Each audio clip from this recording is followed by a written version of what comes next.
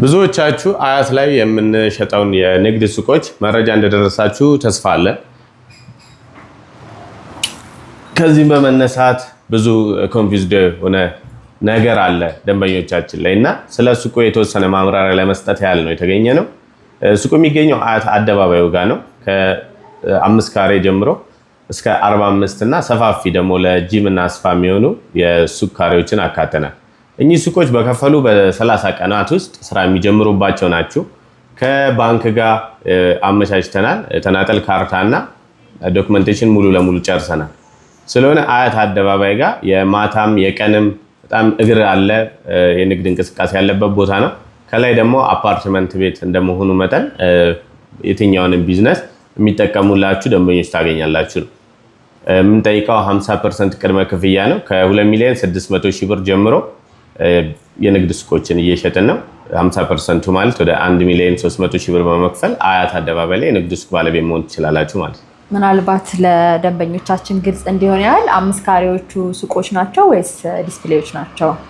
5 ካሬዎቹ ዲስፕሌዮች የሆኑና የተሸነሸኑ ናቸው። በካርታም እያንዳንዳቸው የንግድ ካርታ ወጥቶላቸዋል። እንደዛም ሆኖ ግን ትናንሽ የጌጣጌጥ መሸጫ እንደ ወርቅ፣ የሴቶች የኮስሞቲክስ እቃዎች እና ሞባይል ጥገና፣ ሞባይል ሽያጭ እኚህ ስራዎችን በደንብ ሰፊ ቦታ ይዘው መስራት የምትችሉባቸው ቦታ ናቸው። አስፋልት ዳር ነው ሳይቱ? አስፋልት ዳር ነው። ወደ ጣፎ በሚወስደው አስፋልት ዳር ነው የሚገኘው። ጥሩ ሎኬሽን ላይ የተሻለ ሱቆችን አቅርበናል ብለን ተስፋ እናደርጋለን። ደግሞም ደንበኞቻችን የሰጡን ኮመንትም ደግሞ ከዛ ነው የሚገኘው። ጥቂት ሱቆች ነው የሚቀሩ ስለሆነ አሁን ባለው ጊዜ ላይ መታችሁ እንድጎበኙና የዚህ ሱቅ ባለቤት እንድትሆኑ እንመክራለን። ስለዚህ ትላልቅ ካሬዎችም አሉ ማለት ነው? አዎ ትላልቅ ካሬዎች አሉ። 15፣ 16፣ 20 ካሬዎች አሉ። ሰፋፊ ካሬ ለሚፈልግ 43 እና 54 ካሬዎች አሉ።